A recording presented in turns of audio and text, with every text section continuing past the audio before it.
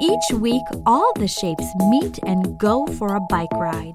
They choose a different place each time. It's Square's turn to choose this week. It's a lovely day. I think we'll ride to the river. So the shapes set off on their bike ride towards the river. There are tall trees and streams. Then they cycle through a meadow. I love this bike ride, says Triangle. Soon they are riding along the riverbank. They see ducks and boats.